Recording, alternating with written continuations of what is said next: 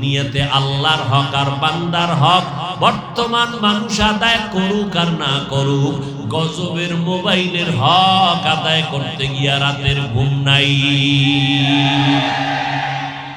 जिंदगी में बंदगी तू करना है,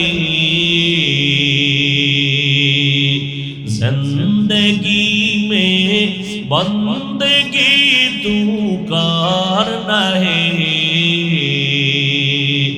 जिंदगी में बंदगी शर्मिंदा है, जिंदगी में बंदगी शर्मिंदा है। दुनिया में हो दुनिया का तलबगार न हो,